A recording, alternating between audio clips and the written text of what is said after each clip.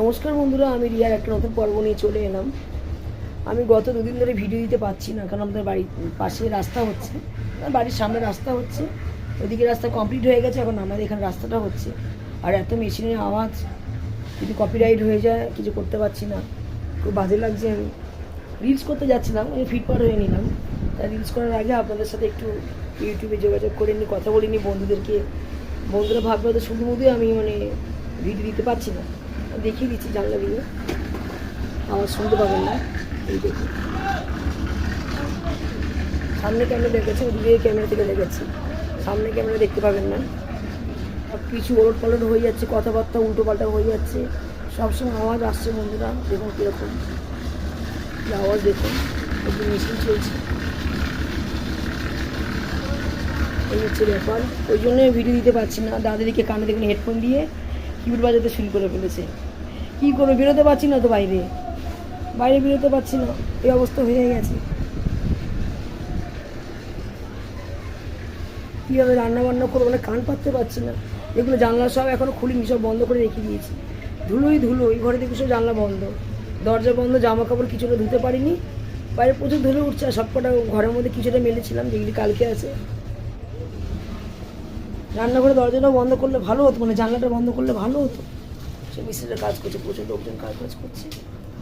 তা পাঁচিলের মধ্যে পুরো বস্তা মস্তা রেখে এক একবার করেছে।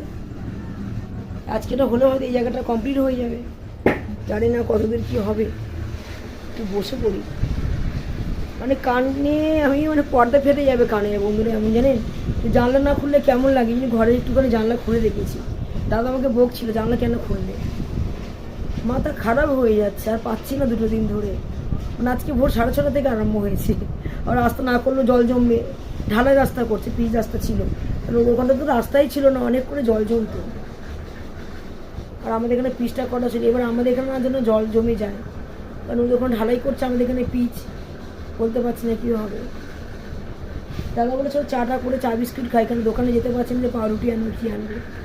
আটা ময়দা নেই, আটা ময়দা আনতে যাবো, একটুখানি ময়দা রয়েছে।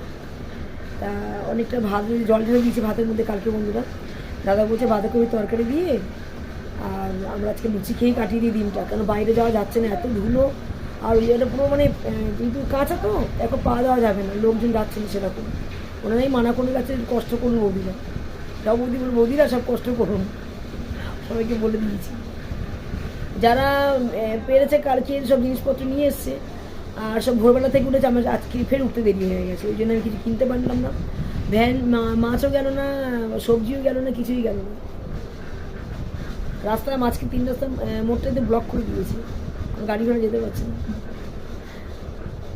এইখানটায় ব্লক আছে, ওইখানটায় ব্লক আছে, সব বন্ধ করে দেয়। আর ওইখানটা একদম অনেক পিচ রেখেছে, কী বলো ওই স্টঞ্চি, মানে অনেক কিছু রেখেছে, রাস্তাটা ব্লক করে রেখে দিয়েছে।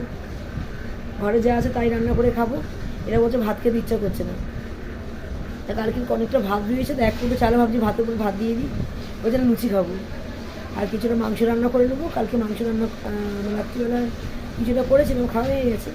আর কয়েকটা পিস আছে কাঁচা, সেটা যদি মশলা করে দেয় তো করে দেবো, নাহলে করতে পারবো না। ওই বাঁধাকপি দিয়ে খেয়ে নেবো লুচি টুচি। আর ভাত খেলে ভাত খাবে, যে কোনো একটা খাবে। আর একবার চা খাবো, চা খেয়ে বসাচ্ছে না, কী করে ভিডিও দিই বলুন তুমি? তোরা কানটা পাততেই পারছে না, খুব কষ্ট হচ্ছে। কি করছো? এই লুচি করছি, দেখ না বন্ধুরা, হিং দিয়ে লুচি করছি আর বাঁধাকপির তরকারি। দুপুরবেলা এই খাবো, আর অনেক ভাত দিয়েছে তো রান্না করে। লুচি মাংস করবো একটুখানি। হ্যাঁ দেখেন এখানেও কতগুলি আছে। এই কালো কালো কিন্তু হিং দিয়েছি আমি, তেলের উপরে হিং দিয়েছি আমি।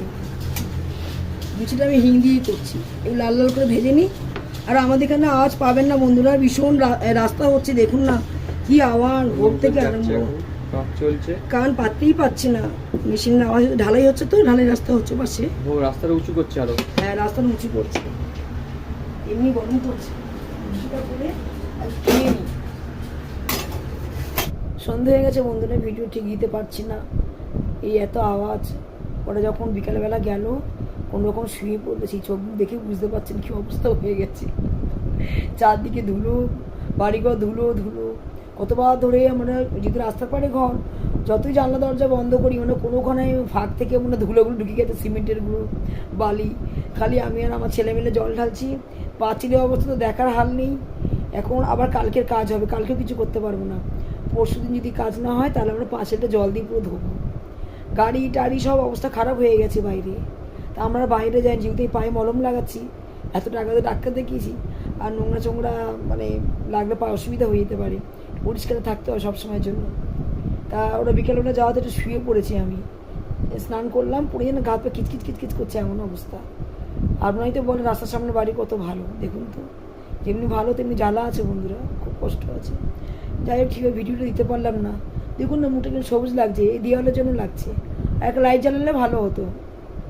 এখন লাইটটা জ্বালাবে কি? দাদা বসে কিবোর্ড বাজাচ্ছে আবার, দাদা বসে কিবোর্ড বাজাচ্ছে।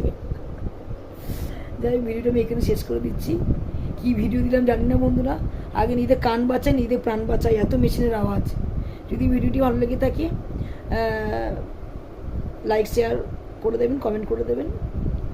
আর আগামীকাল দেখা হবে আপনার সাথে। আজকের মতো টাটা।